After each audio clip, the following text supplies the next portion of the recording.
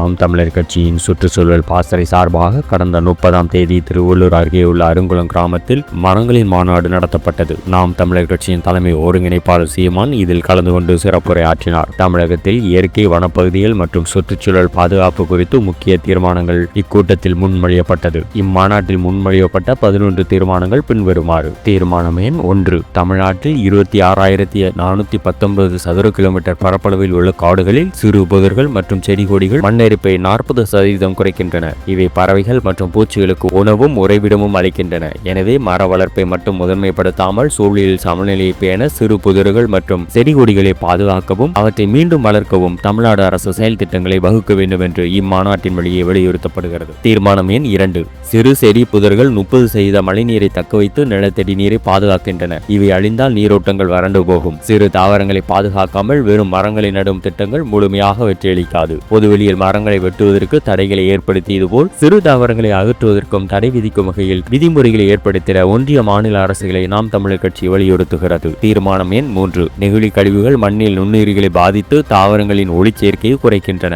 எனவே ஒரு முறை பயன்படுத்தப்படும் நெகிழிகளுக்கு உற்பத்தி தடை விதிக்க தமிழ்நாடு அரசு உறுதியான நடவடிக்கை எடுக்க வேண்டும். தீர்மானம் எண் 4. தமிழ்நாட்டில் 2021-2023 காலகட்டத்தில் மட்டும் 61 சதுர கிலோமீட்டர் காடுகள் இழக்கப்பட்டுள்ளன.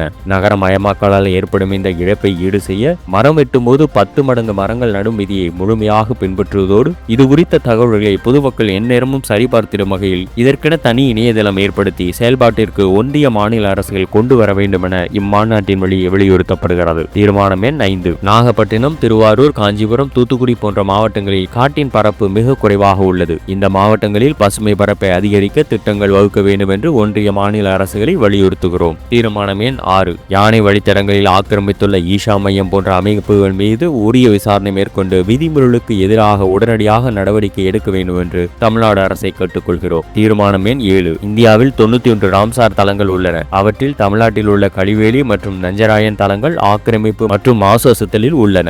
எனவே ராம்சார் ஒப்பந்தத்தின் விதிமுறைகளை ஒன்றிய மாநில அரசுகள் முழுமையாக செயல்படுத்த வேண்டும் என்று வலியுறுத்துகிறோம். தீர்மானம் எண் 8. தமிழ்நாட்டில் 20.27% மட்டுமே வனப்பகுதியாக உள்ளது. இது 1988 இந்திய வனக்கொள்கை பரிந்துரைத்த 33% இலக்கை விட குறைவு. ஒன்றிய அரசு வன பாதுகாப்பு சட்டத்தில் கொண்டு வரும் நீர்த்து போகும் மாற்றங்களை தமிழ்நாடு அரசு எதிர்க்க வேண்டும். வனப்பகுதியை வனம் சாரா திட்டங்களுக்கு வழங்க வழிவகை செய்யும் சட்ட திருத்தத்தினை ஒன்றிய அரசு திரும்ப பெற வேண்டும். தீர்மானம் எண் 9. இந்தியாவில் 10,000க்கும் மேற்பட்ட கோயில் காடுகள் உள்ளன. அவற்றில் 1,500க்கும் மேல் கோயில் காடுகள் தமிழ்நாட்டில் உள்ளன. இவை 50 முதல் 500 ஏக்கர் பரப்பளவில் விரிந்து பல்லுயிர் பெருக்கத்திற்கு ஆதாரமாக உள்ளன. இத்தகைய கோயில் காடுகளில் தற்போது உள்ள ஆக்கிரமிப்புகளை தடுத்து அவற்றை பாதுகாக்கும் சட்டங்களை வலுப்படுத்த வேண்டும் என்று ஒன்றிய மாநில அரசுகள் இம்மாநாட்டின் வழியே வலியுறுத்தப்படுகின்றன. தீர்மானம் எண் 10. வனப்பகுதிகளில் வசிக்கும் பழங்குடியின மக்களுக்கு வன உரிமை சட்டம் 2006 படி அவர்களின் பாரம்பரிய உரிமைகளை சட்டப்பூர்வமாக்க வேண்டும். இயற்கையை பாதுகாக்க போராடிய அமிர்தா தேவி, சிப்கோ இயக்கம் போன்ற வரலாற்று நூல்களிலிருந்து பாடம் கற்று காடுகளை பாதுகாக்கும் சமூக நடவடிக்கைகளை அரசு ஊக்குவிக்க வேண்டும் என்று கேட்டுக்கொள்ளப்படுகிறது. தீர்மான எண் 11. அலையாத்தி காடுகள்,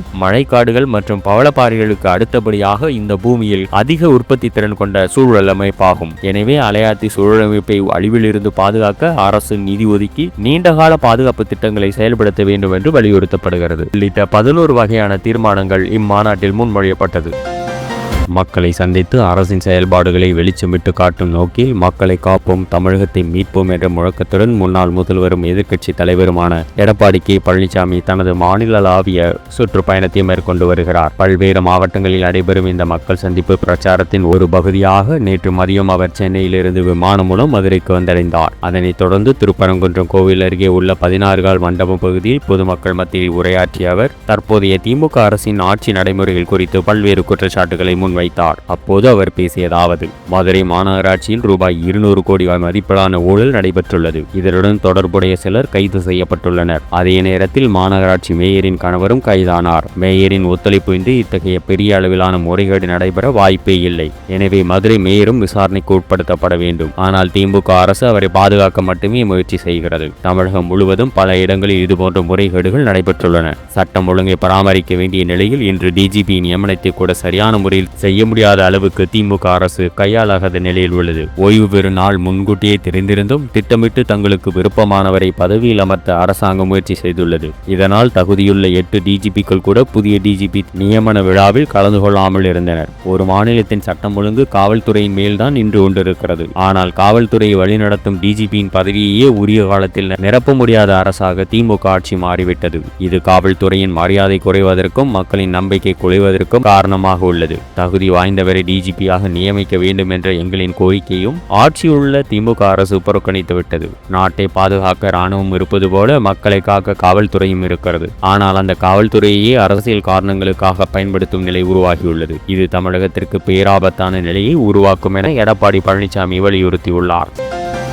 பெரம்பலூரில் செய்தியாளர்களை சந்தித்த விடுதலை சிறுத்தைகள் கட்சி தலைவர் தொல் திருமாவளவன் வரவிருக்கும் தேர்தல் நிலைமைகள் குறித்தும் நாட்டில் நிலவும் அரசியல் சூழ்நிலைகள் குறித்தும் விமர்சித்தார். அவர் கூறியதாவது: இந்தியாவில் பல்வேறு மாநிலங்களில் நடந்த தேர்தல்களில் வாக்கு திருட்டு சம்பவங்கள் நடைபெற்று வருவதை காங்கிரஸ் தலைவர் ராகுல் காந்தி தொடர்ந்து வெளிப்படுத்தி வருகிறார். தற்போது பீகாரில் தேர்தல் முறைகேடுகளை எதிர்த்து ராகுல் காந்தி மேற்கொண்டிருக்கும் ஜனநாயக பாதுகாப்பு பயணம் மிக முக்கியமானது. அந்த பயணம் வெற்றி பெற வேண்டும் என்பது எங்களின் விருப்பமாகும். முதலில் எங்களது கட்சியும் அதில் பங்கேற்க திட்டமிட்டிருந்தது. எனினும் தவிர்க்க முடியாத காரணத்தால் அந்த நிகழ்ச்சியில் இணைய முடியவில்லை என்றார். அவர் மேலும் கூறியதாவது: தமிழ்நாட்டிலும் 2026ஆம் ஆண்டு நடைபெறவுள்ள சட்டசபை தேர்தலில் வாக்கு திருட்டு முயற்சிகள் நிகழக்கூடும் என்ற அச்சம் நிலவுகிறது. பாரதிய ஜனதா மற்றும் அதனுடன் தொடர்புடைய சங் பரிவார அமைப்புகள் தேர்தலில் முறைகேட்டில் ஈடுபட வாய்ப்பு அதிகம் உள்ளது. வாக்காளர் பட்டியலில் பெயர்களை நீக்குவது, புதிதாக சேர்ப்பது, அண்டை மாநிலங்களில் உள்ளவர்களை தமிழக வாக்காளர் பட்டியலில் இணைப்பது போன்ற அநீதிகள் இந்திய அரசியல் வரலாற்றில் முன்னெப்போதும் இல்லாத அளவுக்கு நடைபெற்று வருகின்றன. இது தேர்தல் ஜனநாயகத்தின் நம்பகத்தன்மைக்கு நேரடி சவாலாகும் என்ற திருமாவளவன்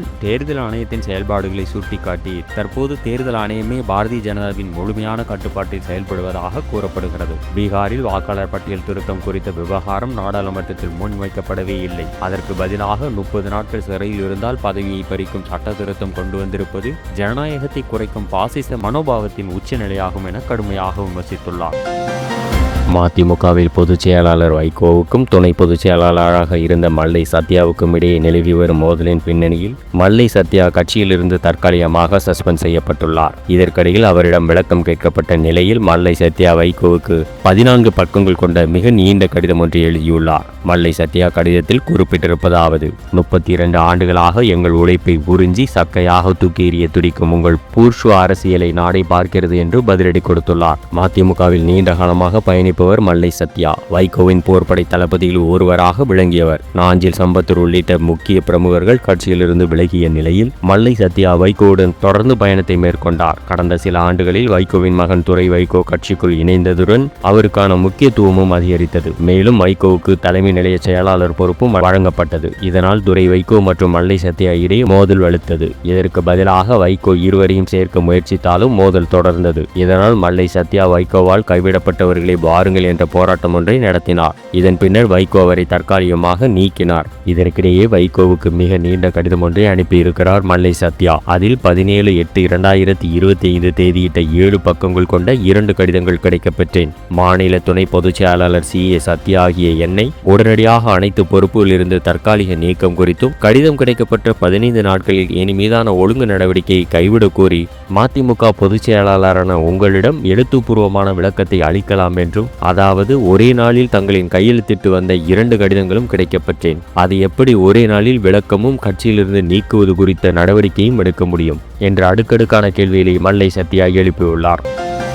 மறைந்த முன்னாள் முதல்வர் ஜெயலலிதா காலமானதைத் தொடர்ந்து அதிமுகவில் அதிகார போட்டி தீவிரமடைந்தது. அப்போது எடப்பாடி பழனிசாமி மற்றும் பன்னீர்செல்வம் இடையே ஏற்பட்ட மனக்கசப்புகள் கட்சியின் உள்கட்சி பூசலை அதிகரித்தன. பின்னர் எடப்பாடி பழனிசாமி தலைமையிலான குழு பன்னீர்செல்வத்தை கட்சியிலிருந்து நீக்க தீர்மானித்தது. இதனால் அதிமுக தொண்டர்களிடையே பெரும் அதிர்ச்சி நிலவியது. இந்த சூழலில் அதிமுகவை மீண்டும் ஒன்றிணைக்க வேண்டும் என்ற கோரிக்கைகள் இடையறாது எழுந்தாலும் எந்தவித ஒப்பந்தமும் இன்றும் எட்டப்படவில்லை. கட்சியின் பிரிவுகள் தனித்தனியாக இயங்கிக் கொண்டிருக்கின்றன. வருகின்றன. இந்நிலையில் தென்காசி மாவட்டம் நீர்கட்டும் சேவலில் நடைபெற்ற நிகழ்ச்சியில் கலந்து கொண்ட முன்னாள் முதல்வர் ஓ பன்னீர்செல்வம் செய்தியாளர்களிடம் பேசினார். அப்போது அவர் அதிமுக பிரிவுகள் ஒன்றிணைய வேண்டும் என்ற சசிகலாவின் கருத்தை நான் வரவேற்கிறேன். பிரிந்து கிடக்கும் சக்திகளை ஒன்று சேர்க்கும் முயற்சியில் ஈடுபட்டு வருகிறேன் என்றார். மேலும் வெளிநாட்டு பயணம் மேற்கொண்டுள்ள தமிழக முதலமைச்சர் மு க ஸ்டாலினுக்கு வாழ்த்துக்கள் தெரிவித்தார். சட்டசபை தேர்தலில் நடிகர் விஜயுடன் கூட்டணி வைப்பீர்களா என்ற கேள்விக்கு எதிர்காலத்தில் எதுவும் நடக்கலாம் என பதிலளித்தார். அத்துடன் எடப்பாடி பழனிசாமி முதுகில் குத்திவிட்டார் என்று பிரேமலதா விஜயகாந்த் கூறியிருப்பதற்கான செய்தியாளர்களின் கேள்விக்கு